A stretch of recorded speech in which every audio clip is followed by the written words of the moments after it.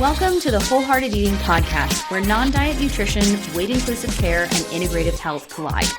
We're your hosts, Dana Montes and Christina Hoyt, licensed integrative clinical nutritionists and body image coaches. And we believe you deserve to have a joyful relationship with food in your body, even if you have a chronic health condition or symptoms that just won't quit. On this show, together and with our guests, we're bringing the real talk, no BS vibe with tangible tools to help you pursue health and wellness without obsession or restriction. Remember our disclaimer, this podcast is meant for general information purposes only and should not be taken as a substitute for medical advice, diagnosis, or treatment. Hey friends, it's Dana and welcome back to the Wholehearted Eating Podcast. So this week we have a return guest. It's Maria Sylvester Terry, also known as Vitamin Ree on Instagram, and she is joining me today for a fun mix of a clinical discussion and also some lighthearted banter / poking fun at the current and sometimes problematic state of intuitive eating and the anti-diet space on social media. So we're talking about how we both can work with gyms from a weight neutral perspective, even though most of the time when you assume that you're going to be working with or at a gym, it's always from a weight-centric perspective and always about weight loss. Not the case when you work with us. We're also talking about the difference between anti-diet and weight-neutral nutrition care and how to make nutrition shifts without becoming obsessed or feeling like you need to eliminate your cultural foods. And like I mentioned, a little bit of the tea from before, we're also talking about how intuitive eating can sometimes feel like a dietitian sorority and how, quote unquote, the first rule of no food rules is that you don't talk about food rules, just like Fight Club. So a little bit more about Ree. So she is a registered dietitian nutritionist in New Orleans, serving communities of active folks who are ready for an energetic life beyond restrictive eating. Using a non-diet approach, Ree guides her clients to foster a positive relationship with food and to expand their knowledge of nutrition to go beyond diets. She incorporates performance nutrition strategies, body image work, and an endless supply of humor in her practice to guide you to your most energetic self. One last thing before we get started on the episode today. So in case you did not know, Christina and I have an exclusive membership community over at patreon.com/wholeheartedeating. And we just did some really fun restructuring over there. So we have two different membership groups. One is $5 a month where you're going to get access to 7 months of bonus content currently. And then we're also launching a new tier where there's going to be every other week, you're going to have a ton of bonus content in there. And this week in particular, we're doing a deep dive to continue our 3-part functional medicine and labs discussion. Christina and I are going to be sharing our personal and recent experiences with weight stigma at the doctor's office, what to do when your practitioner doesn't order the labs that you want, and then also a little bit more about how to interpret cholesterol numbers from a non-diet approach. So if any of that sounds interesting to you, go on over to patreon.com/wholeheartedeating and you can learn more.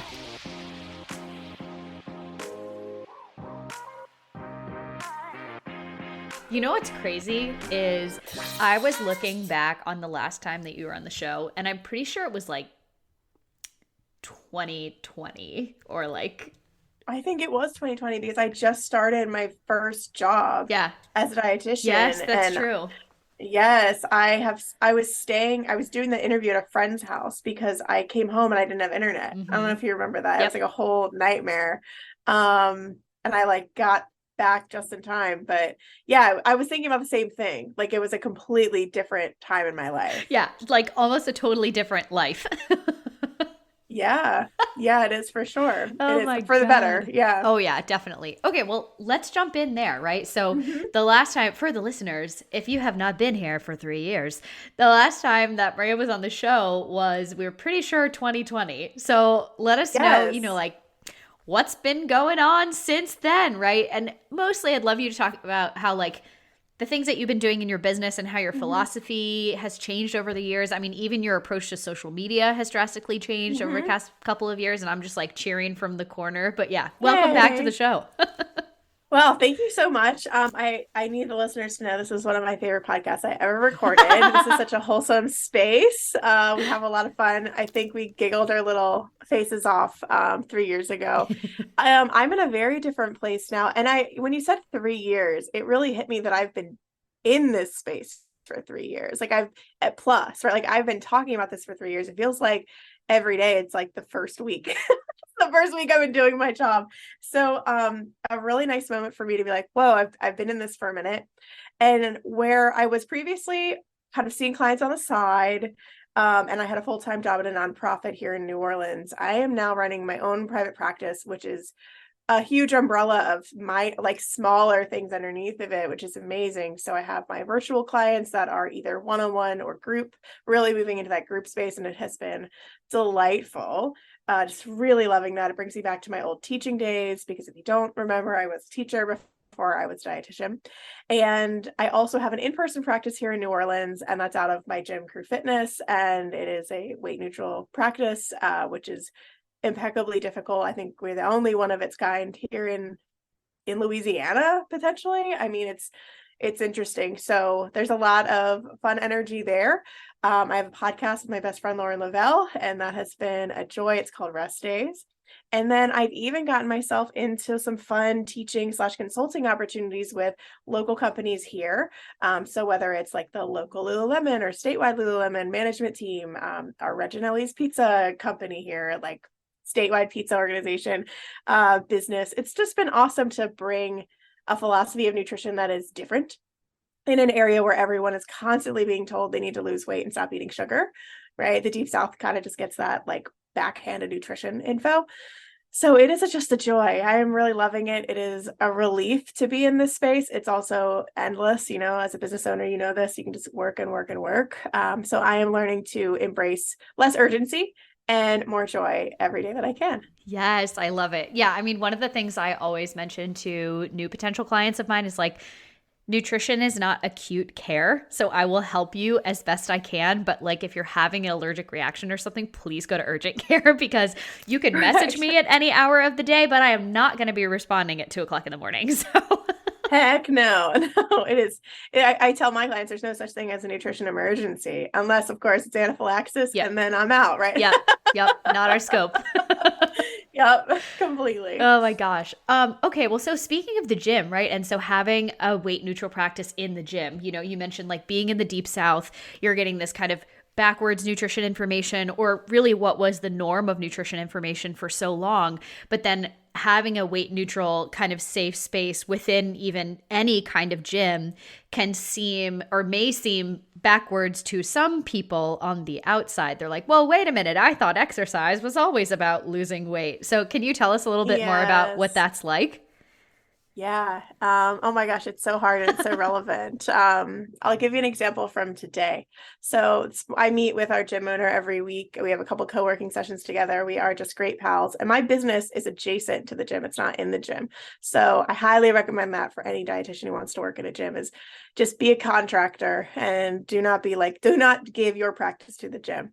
Let it be your thing. And we were having a conversation about meeting people in limbo. And he said, I think we're missing this huge audience of people that, they look at our content, they look at what you do, they read your testimonials, and they don't see pounds lost, fat lost. They don't see, they don't see anything but like, lifting more weights, metabolism is like back to normal, feeling good, I sleep better, my cholesterol is down. Like they see all these other wonderful things. And he said, how do we meet these people that are afraid to like post in the Facebook group, hey, who wants to do Whole30 with me? And I said, the fact that they are afraid to post that means we are doing our job, because they're thinking. I don't want them to be afraid, but it means they're thinking. So I'm in the business of making people think a little bit more than they used to about why we do the things we do with our bodies and how we treat our bodies. And I give a lot of space to folks that, I would say 9 out of 10 consults I get at the gym, or just people that are interested. I have a second dietitian at the gym now, which is really special. And she's like, everybody wants to lose weight. I thought we don't do that. I said, well, we don't tell people I am your partner in intentional weight loss. We do offer informed consent. This is what I am willing to help you with. Improving your energy levels, eating consistently, feeling comfortable in your body, feeling confident about your food choices, regularly grocery shopping, planning meals that feel good and satiating to you, decreasing those cravings you might have in the evening. That's what we do. Are you interested in that? And they all say yes. So whether or not their body changes, they really get invested in a different way of thinking, a different way of treating their body. It's an uphill battle, because other gyms will post before and after photos. Other gyms will have paleo challenges still, Whole30 challenges, like other gyms are still doing it and they're making money, and it kind of feels like, well, that's the only way we can make money, and it's just not the truth. So I find that when it comes to running a practice in a gym setting, which like what is like an ex CrossFit setting as well, it is making space for people to feel a little confused, walking them through it and saying, hey, I know that this might seem like another language to you, but really we're just in the business of you feeling better and you feeling good in your body. And that typically is the bridge. It can't be anti-dieter. We've had that conversation before. Like, it can't be anti-person, anti your ideas. It's really like, does it have to be that way? Is that the only way that you can take care of your health and your nutrition? Is the only way you feel better in your body by being a size 2 again? Are we sure about that? Like, let's really look at that. So it's a challenge. It's fun. And I find that it's a safer space. The gym is just a happy place to be because people are welcome to be themselves. They're not afraid of being somebody's before photo. Mm-hmm. Yeah. Well, it's tough too, because until someone comes upon a space like the ones that we have, what they've always been told is, oh, losing weight will give you all of the things that you just mentioned. When it's like, well, just losing that weight in whatever way possible is not going to give you more energy, feeling better about yourself, better cardiovascular markers, like all of the other things. Those things may come as a side effect of the behavior changes that you do, which may or may not change the size and shape of your body. But you'll start to realize that, like, oh, well, just losing weight in whatever way possible is not the key that's going to unlock the happiness of my life. But that's kind of the narrative that we've been fed for so long. Right. Right. And then you layer in the fact that most doctors aren't receiving updated or adequate nutrition education. So they are being bombarded with information from their doctor. My doctor said I have to lower my A1C, and the only way to do that is by losing weight. Mm-hmm. There's a lot of that happening. And then you layer in the GLP-1 medications right now, like you layer it all in. And I might be the only person that they see in their entire lives so far that's like, you don't have to go on a diet to change your cholesterol, potentially, right? Like, there's a potential that like a different type of nutrition shift helps. It's possible that medication is the only way. Like, there's so many possibilities here, right? It's sometimes hard to be that person, but I'd rather be that person than not be myself. Yes, exactly. Well, it's even tough too, because, no matter who you are, if you go to the doctor and your cholesterol is 1 point out of the range, and I can say this because this literally just happened to me this morning when I was looking at my annual labs. I know, and this is wild to me because in our consult, a little behind the scenes for everybody, right? Like, in our consult, I'm like, yeah, they know I'm a dietitian. Like, it's all in my, paperwork and whatever. Because the people there are always like, oh, what do you do? Oh, I could stand to lose a few pounds. And I'm just like, oh my God, every time I'm not going to enter this conversation. But I'm like, sure, actually, no, I would never say sure to that. I don't even remember what I said. I just kind of like blacked it out. But they were like, oh, they're asking me about exercise and movement and stress and electrolytes and all these other things. And I was like, yeah, here's what's going on and whatever, like nothing's really wrong. And then we had a conversation about BMI, and I was like, And I'm just like, insurance does not have the time to pay for this visit that I could be waxing poetic about BMI. But then also in the notes that they just sent me today, they were like, oh, this part of your cholesterol was 1 point out of the range. So make sure you reduce this and make sure you exercise this and blah, blah, blah, blah, blah. And I just wanted to be like, have you looked at any research in the last 15 years? Because if so, that this is not the way to do it. I'm just like, oh God, it's so frustrating. And that's coming from someone who lives in a very privileged body and space, right? Like, I am a white, small, conventionally small female. And they're like, oh, you should be doing this. And I'm also a dietitian. So I have all of the years of research and background and clinical experience to be like, oh yeah, I can kind of separate myself from this situation and be like, whatever, this doesn't apply to me. Like, yes, if my cholesterol was a lot higher, I had genetic stuff, sure, we can have that conversation. But it's like, you're saying this to me as a small white female who has a whole lot of privilege and where I grew up, and that's what you're saying to me. imagine what they're saying to anyone who has any kind of marginalized identity. And when you stack those on top of each other, it's going to be even harder to access the care that you want, especially non-discriminatory care. And it's just like, oh my God, it got me so fired up this morning. Yeah, I mean, understandably, and even with all the privileges that you hold, like I'm still disappointed that that happened for you. And right, like I think holding space for the fact that like that's not acceptable, period. I've seen consults where folks get directions, low cholesterol diet. Yeah. I mean, the jury's been out on dietary cholesterol causing high, serum cholesterol, right? Like, but we know there's a lot of other things that we can add to our nutrition that can help. Just like things that feel baseline, and then like at worst, it's not helpful.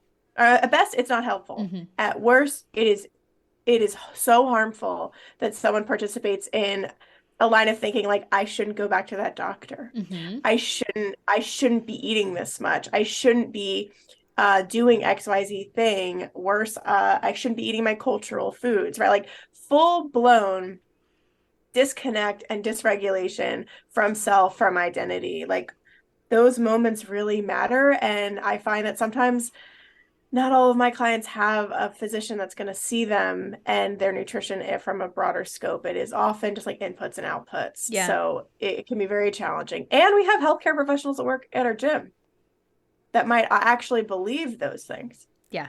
So there's uphill battles in many different conversations with clients wherever you practice. Mm-hmm. And then, adding another layer of difficulty on this, because both of us practice from a non-diet perspective, is if and or when something like that comes up in your labs or you're having symptoms, but then you're like, but I don't want to do the diet thing anymore. I don't want to do the restriction thing anymore. And then people tend to fall in this like no man's land, which is like, well, I can't do the anti-diet thing. And that seems pretty extreme to me because a lot of it is extremely extreme. And then on the other hand, they're like, well, I know that doing a low cholesterol diet or, whatever that is, or like a Whole30 or any of these things is also not going to be helpful for me. So what the heck am I supposed to do? And what I wanted to bring in here was I loved so much your recent post that you did. The first rule of no food rules is that you don't talk about food rules, right? And just the whole like intuitive eating, dietitian sorority and stuff. So can we go there? Because I saw that and I was like, yes, oh my God, I can't wait to talk about this. So I must clarify that this is a Clara Ree combo. Your dietitian BFF sent me these absurd white ladies laughing at salad AI graphics. It was like, you need to meme these and we need to collab because I don't have anything scheduled tomorrow and I would really like to host this. So we went in on it together, and the caption of the answers are in my ebook is actually furthering the parody, right? So I'm not selling anything whatsoever. It's more just an ongoing joke that the thing that we're seeing, I think we're all seeing, right, is that just as commodified as dieting has become, so has anti-dieting, which seems to kind of play into the symptoms of a white supremacy society, which is that there's one right way, either or thinking, right to comfort. And we're seeing that come up, of course, in ourselves, right? It comes up, but also comes up in practitioners who are pretty diligent about upholding the standards of intuitive eating, upholding the rules of what it means to be a non-dieter. In fact, even personifying it, right? Like using diet culture as like a shared bully and talking about diet culture as if it's like this person in a room is really mean to you, when it is a symptom of a society. That's so much wrong with it. So it was a silly and also terrifying, those images are awful, sort of way of reminding us as practitioners in non-diet spaces that there is no one right way to eat intuitively. Additionally, eating intuitively requires privilege. Furthermore, eating intuitively with neurodivergencies is deeply complicated and may feel impossible. Feeling so dysregulated from dieting might mean that you don't know your intuition, and then that you might actually not trust it because your intuition is saying, yeah, you need to eat all the brownies because the next time you see one, you're not going to be allowed to have one. So, right, like that kind of practice of restrict binge over and over again. So no ebooks here. just making fun of them. Yeah, just an unfriendly reminder that like you can't download someone's, recipe book, ebook. You can't join someone's master class Fix your whole and self. fix your whole self. And thank God it's the thin white lady who taught me how to eat intuitively. Like there's something sort of complicated, I will say it nicely, about assigning that to another individual. Like they're the ones that saved you from dieting when we need to save each other. Ah, yes, the white savior complex. Yes, I left teaching for a reason, y'all. Like I did not need to find another avenue into that. Oh my I think we have gosh. to remember that it's community care, that it isn't that one person has all the right answers and that there's one person with all the right followers and is doing it all right. That we as a community can serve a lot of people if we allow for space and nuance. Right. And I think that's the thing. And, I think we talked about this like 3 years ago, but that's the thing that's always going to be so difficult about nutrition is finding the middle ground and doing truly personalized nutrition, like down to the individual, not like a group of people or everybody who has hypothyroidism or everybody who has a history of trauma or, any of these other things. You can never generalize that much, but that in itself is not clickbaity, right? That's not going to get you the followers. That's not going to get you all the shares. Oh, That's, yes. that's not going to get you all the Yes. things. And you'll see, if you really go into like analytics of things on, or if you just start to pay attention to this stuff more about who are the people in the either intuitive eating, non-diet, even the diet spaces who have the most amount of followers. It's like you'll see a very clear pattern. It's small, conventionally beautiful white women. And it's like, I see a problem here. Like, because it's just, it's so difficult because like when you mention, if we don't take all of the nuances into account, Christina and I have been talking about this a lot with, the paradigm of like functional medicine and stuff of like, if you have this, you should eliminate all these foods, or, if you just eliminate your stressors, then you'll be able to fix everything. When people do the whole productivity checklist of things that they've been giving and they're still not feeling better, there's then this kind of individualized element of, it must be my fault because they've given me all of the tools. But then a huge shortcoming of that of one, there's no degree of, if I do this right, it's going to fix everything. And then it also ignores a lot of the intergenerational trauma, early childhood trauma, like all of the things that have set the stage for you to be able to or not be able to do things like listen to your body, digest food in the most optimal way, have a very functioning and resilient nervous system, like all of these different things. And if we're not going to the extreme individual level, then we're not going to be able to fully help the people. And the impetus is not on you to figure it all out. It's not your fault if you can't figure it all out. We are practitioners with how many years in this field, or how many years of clinical experience and research. We don't know everything. And let me tell you, anybody who tells you that they know everything, they know literally nothing. So run the other way. Yes, that's our Dunning-Kruger effect, y'all. High confidence often means very low knowledge. Yeah. But it's funny, I will say right? sometimes, yeah. Because like, and I think we've all expressed as practitioners in the field, we've all experienced this at some point. It's like, I'm just going into dietitian school, or I'm just going into whatever. Like, I know so much about nutrition. You take your first class and you're like, I know nothing about nutrition. Oh, yeah. That first class is like, macronutrient metabolism. And you thought you were just doing a little deep dive on carbohydrates.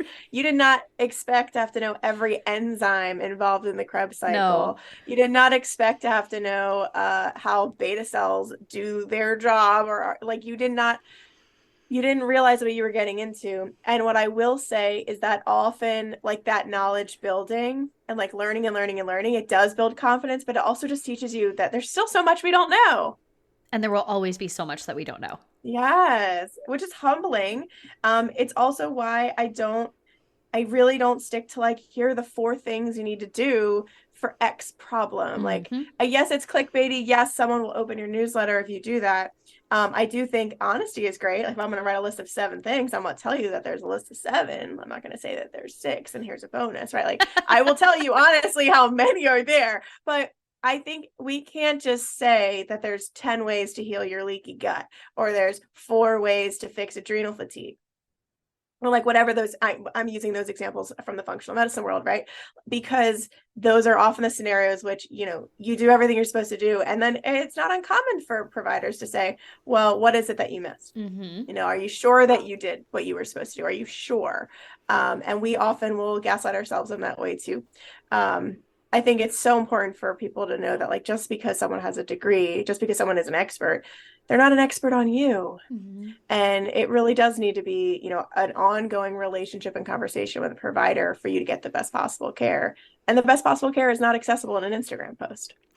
Exactly. And for a lot of people, depending on your financial situation, your resources, you're not going to be able to access or afford the level of the, quote, best level of care that you need, right? So of course we understand why people will go to free resources, well, free, quote unquote, like Instagram or TikTok or, anything like that.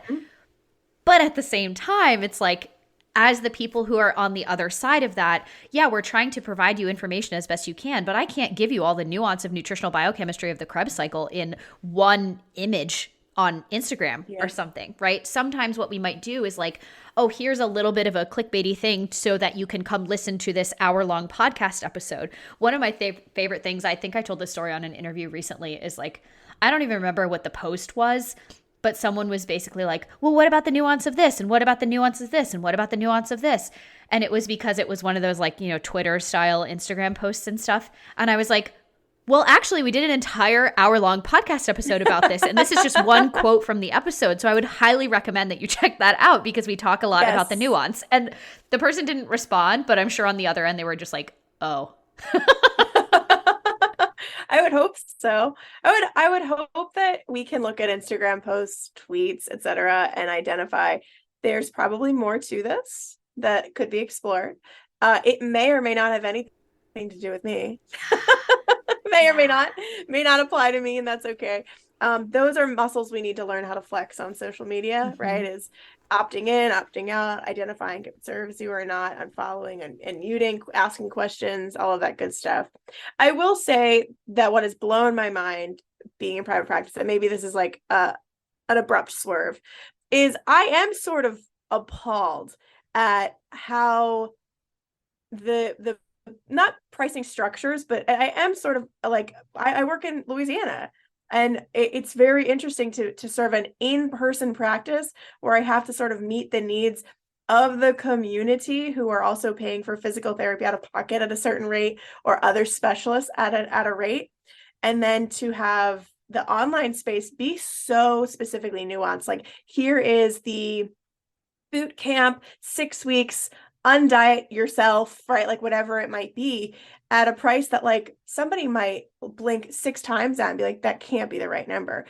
So I do think I will also make a lot of space for the fact that if your health insurance isn't covering what you need covered for you, and you also feel like the perfect program is also too many zeros afterwards that you can't afford, it does put people in the position to really reach for information. Yeah. Right. And just kind of feel like, what can I piece together here? Because things aren't covered by my insurance, or I don't have insurance, and I could never afford this $2,000 group program, like whatever it might be. So I do get it. I do see why people reach and they ask for nuance in the comments, and it's like, man, you can't really provide that care on Instagram. Yes, exactly. But that's why the podcast is free.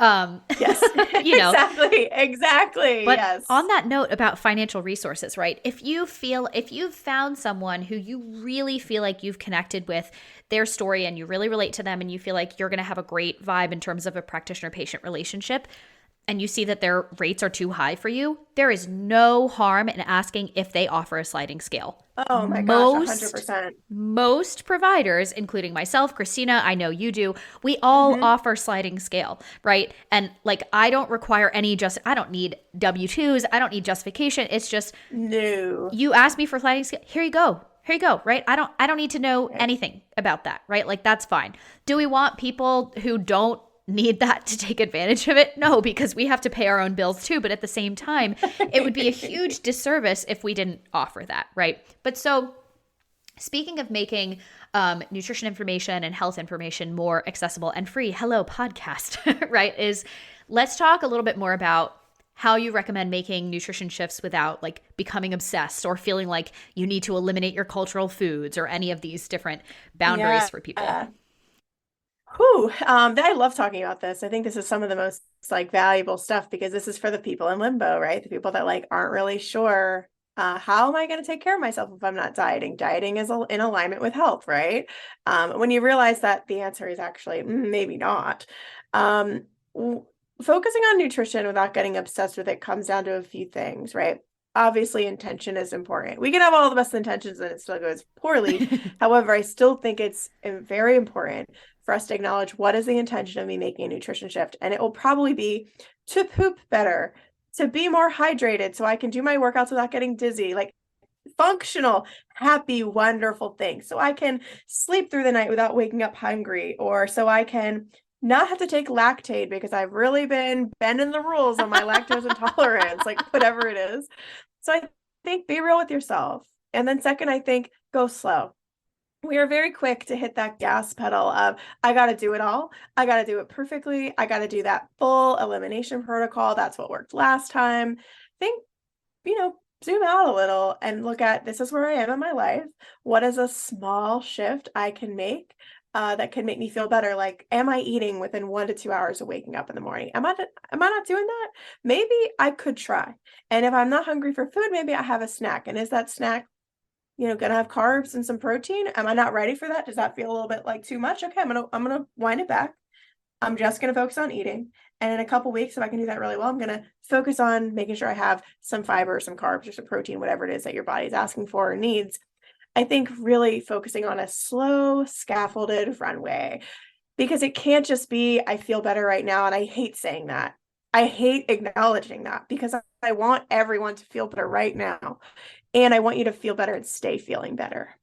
So if we can do this slow and gradually, and you learn the habits and routine that support your food intake and support what you need for your life, you're more likely to hold on to that and more likely to figure out, what are the issues that arise. I will say the, pieces about, let's say it's sugar. That's a hard one, right? Like if you feel like, oh, my sugar intake is disrupting me, I'm getting migraines or I get stomach aches or like something is off, that can feel like I'm on a diet, right? Like, I'm eating less sugar. Well, the reframe, right? The intention is important, slow, gradual shift. And also, what happened last time?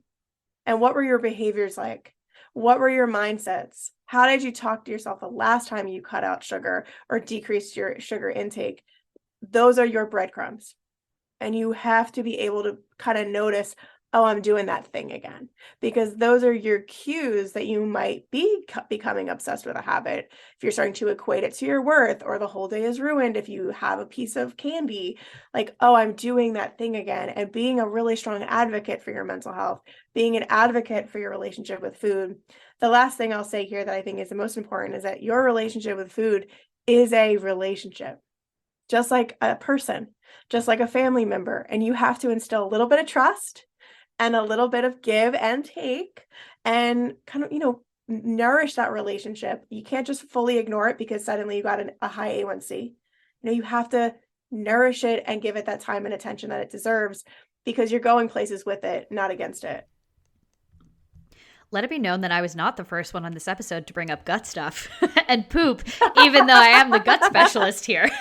Here I am. I am just bringing it forward. I love it. The doors are open. The listeners know I love talking about poop and gut stuff because it's such a tell, right? And it is. It's the tell for many things. Yes. Yeah. Yeah. It's like, hey, how are we doing on the inside? Well, just take a look and see, Oh, man. But yeah, I mean, especially the stuff about sugar, right? Because I find that this is definitely one of the hardest areas to talk to people about with a non-diet, non-restrictive mindset, because there is research that shows, consuming a certain degree of sugar can contribute to or be correlated to, certain things, migraines, stuff like that. Yeah.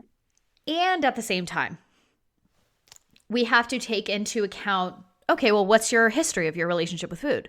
If you were a chronic Whole30er for however many years, and even just the thought of not even eliminating, right? Just like saying, oh, I'm going to try and not have ice cream for a couple of days and see how it goes for me. If that triggers you into a binge cycle, we're not there, right? We pull back. Because like what you were saying with like, what's my intention of doing this? I think it's so important to go back to that. Even with the, weight loss conversation that we were mentioning before with all these different clients that you have and people who assume like, oh, losing weight is going to be my holy grail to unlock all of these different things that I want for my life.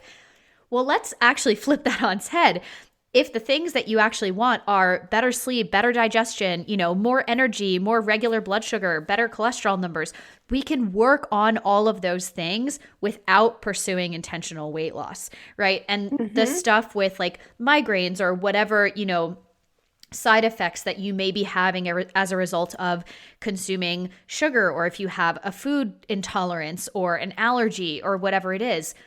Yeah, there are things that we can do to support your body in different ways without, celiac and anaphylactic allergies aside, without removing sugar, right? Without saying you can never have this food ever again, or even for an extended period of time, because there's no Whole30 type mindset that's like, oh, if I had a candy bar today, I have to start over on day 1 of 30 tomorrow. Because like you mentioned, it's a relationship. There's a give and take. There's no like 30-day boot camp that's going to fix your relationship with food, no matter how much Whole30 promises that, or no matter how much these other programs promise that either. So something I think in the vein of the line a line of thinking that you just shared is, I find that when folks occupy a non-diet space or they want to practice non-diet education, it is sometimes hard to find the words. I feel comfortable with it because I love nutrition education, but I find that some folks are a little unsure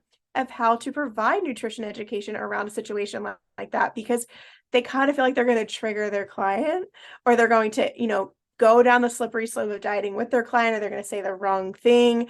And I'm not sure if, you have a population of clinicians that listen, but I think it's helpful to talk about food and nutrition and body, like, bowel movements and like GERD symptoms and what happens to your hair when you don't eat enough iron, like what happens to your skin and your texture of your anything, like what happens to your body when food is not doing what it needs to do in the body.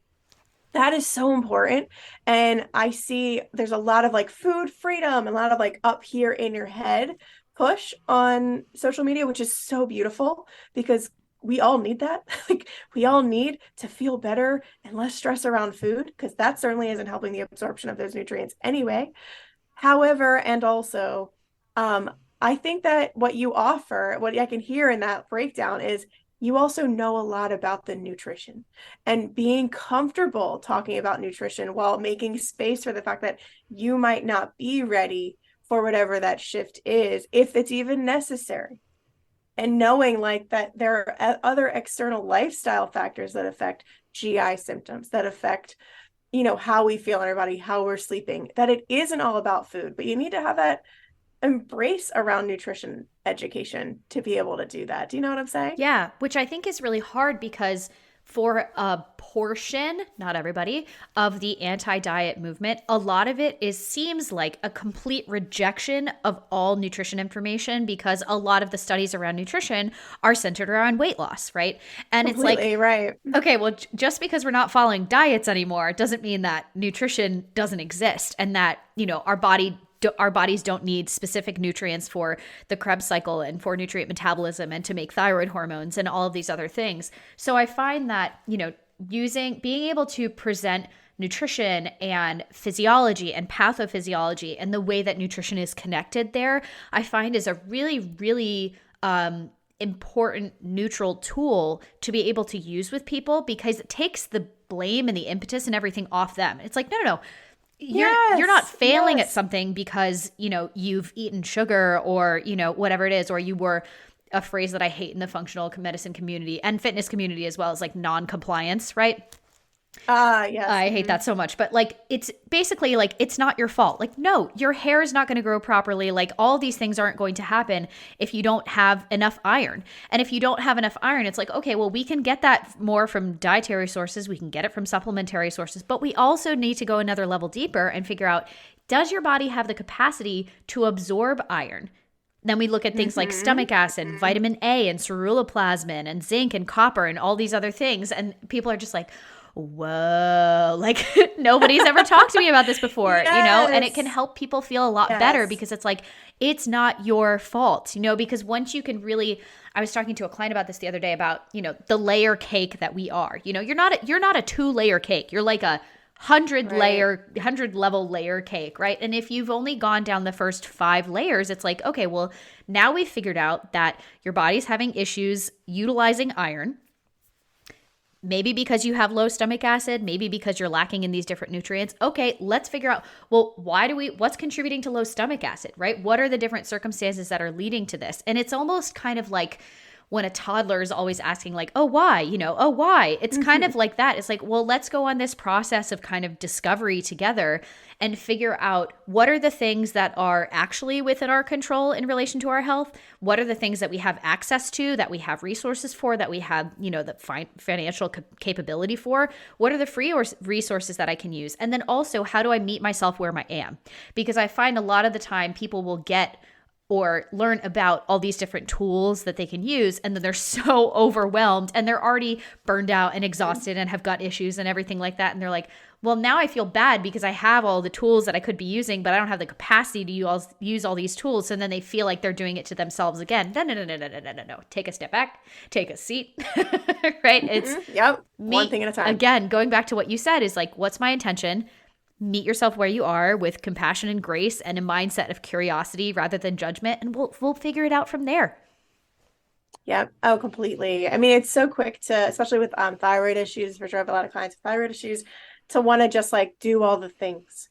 And, sometimes we look at overall intake, and because of nutrition knowledge, and not because, yes, all the nutrition studies and even the way studies are even funded is screwy and not okay, right? And like, if we know that you aren't meeting like your basic micronutrient panel of intake, like that's a cool start for us to talk about selenium and potassium. Like, whoa, that could be a cool thing. I studied micronutrients in grad school. That was my thesis work. Like, I just have so much love for minerals that I think that part of me, it really does help bridge the gap. Because if folks really do struggle with, I'm not taking care of my health because I'm not dieting, you can really show them like, what if there weren't any rules? Well, we just looked at what you're missing and what is going on in your body and how you're feeling. And we could connect the dots that maybe you're feeling this way because you don't need a carbohydrate until 2 p.m. Or you don't need any protein in the morning. Your biggest amount of protein is at dinner. Well, your hormones run on amino acids, right? That's correct, right? Yeah. Nodding your head. Yes. Sometimes I'm like, is that correct? I feel like I say it all the time, and people are like, "Are you sure about that?" No, yes. You're right.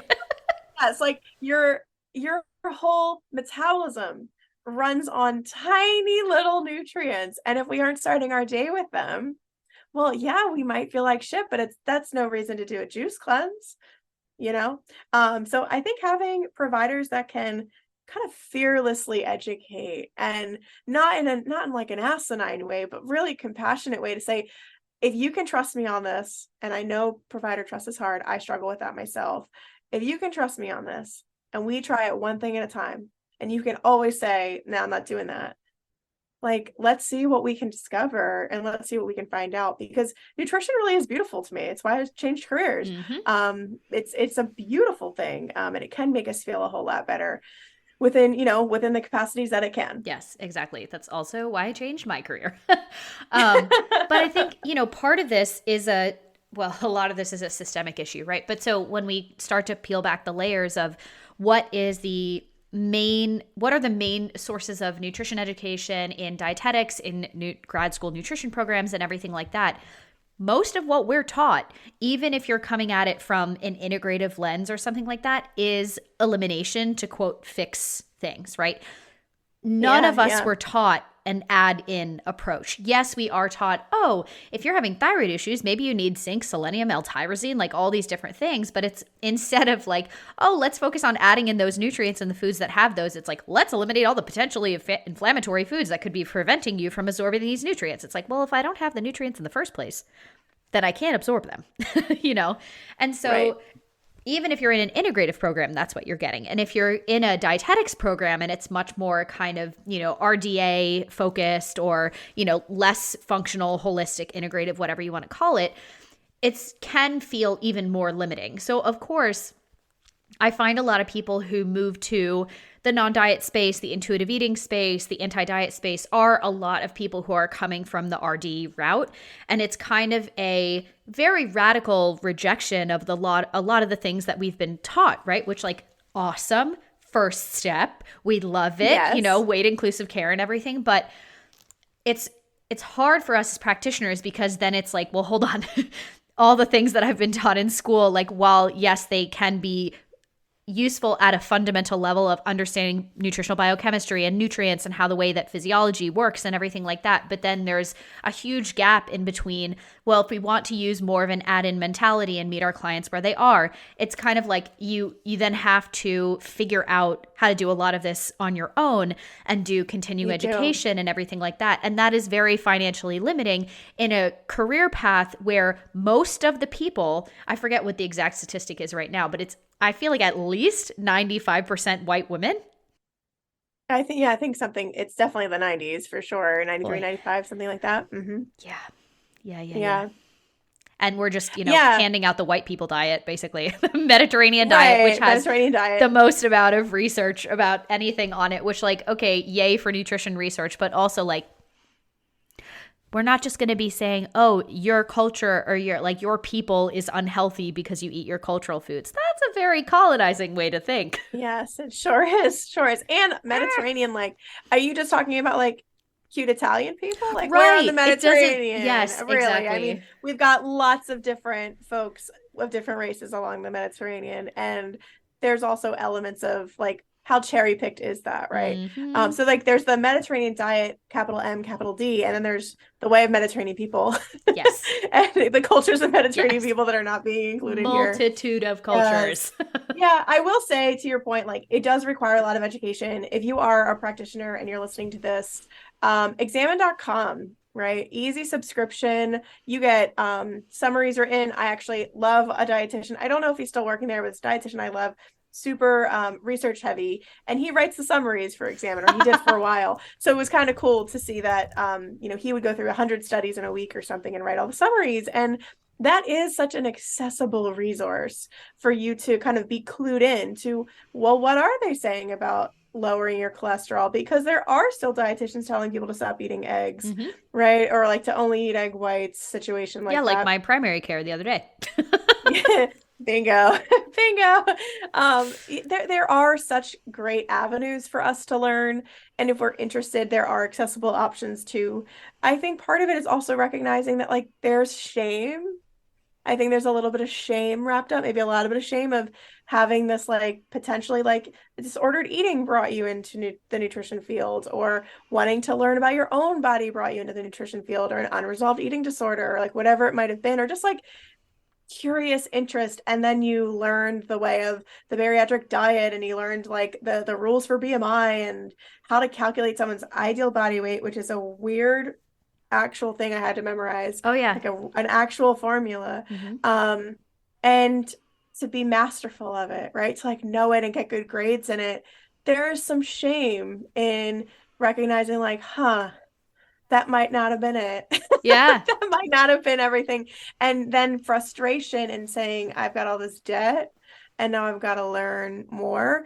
And what I'll say is we never regret learning. Right. We never regret changing our minds a little bit with better information.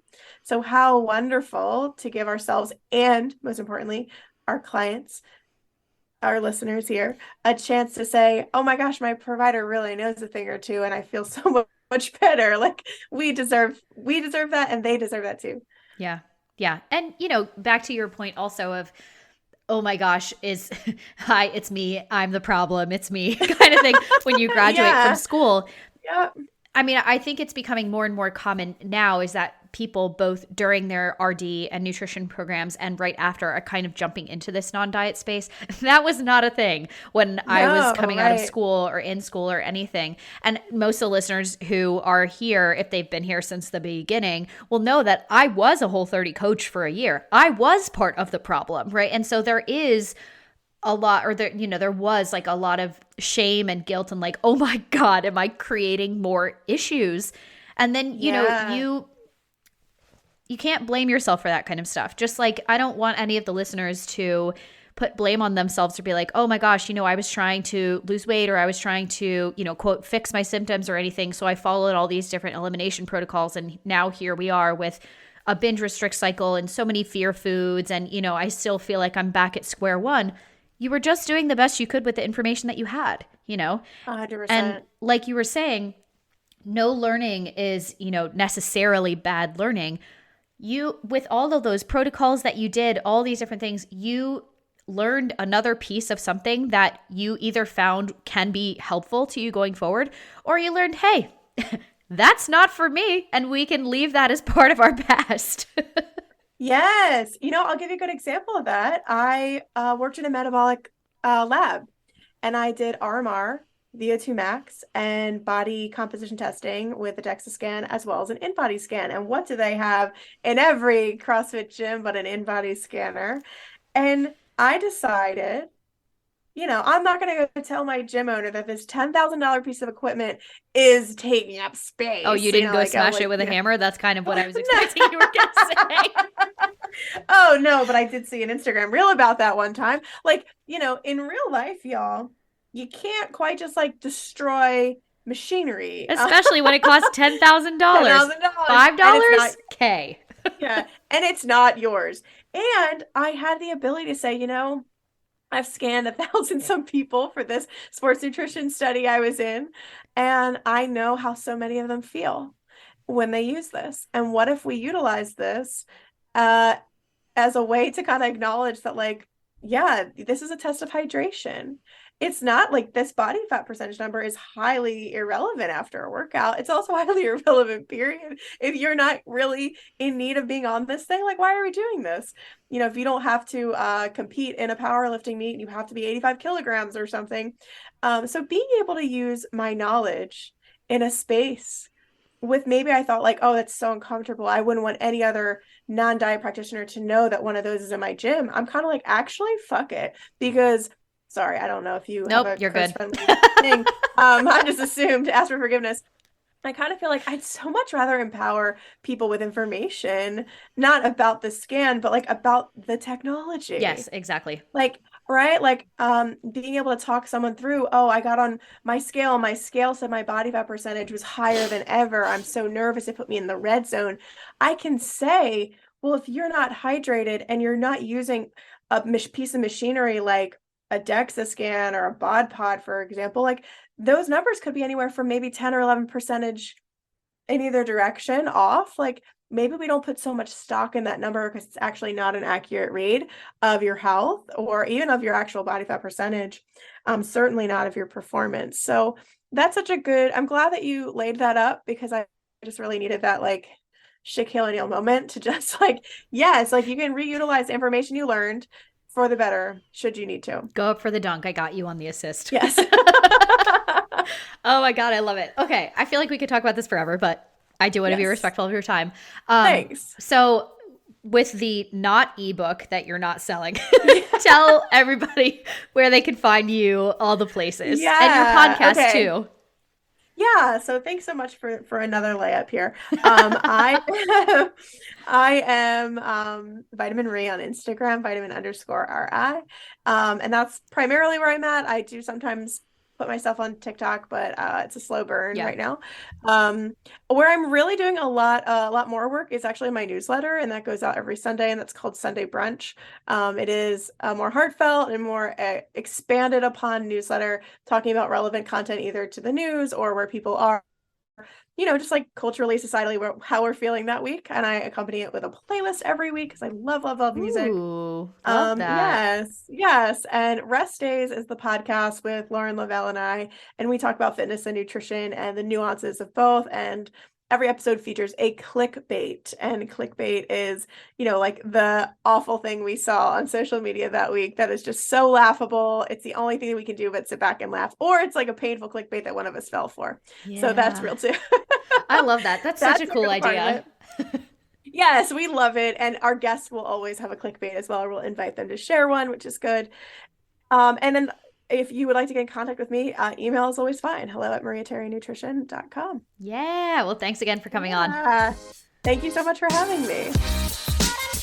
Hey friends, it's Dana, and thanks so much for listening to the Wholehearted Eating Podcast today. Find us on social media at Wholehearted Eating Pod on Instagram and at wholeheartedeating.com for more information about working with Dana and Christina for one-on-one nutrition counseling. If you love the show, we would love you forever if you'd share an episode with your family and friends, or tag us on social media, or leave a 5-star rating or review wherever you listen to podcasts to help more people find the show. Check out patreon.com/wholeheartedeating to help support the show and get access to ad-free episodes, bonus episodes with us and our guests, episode discussions, new resources we're creating for Patreon, and so much more. If you have questions for us, feedback on the show, potential topics or guests you'd love to have on, shoot us an email at hello@wholeheartedeating.com, and we'll see you next week.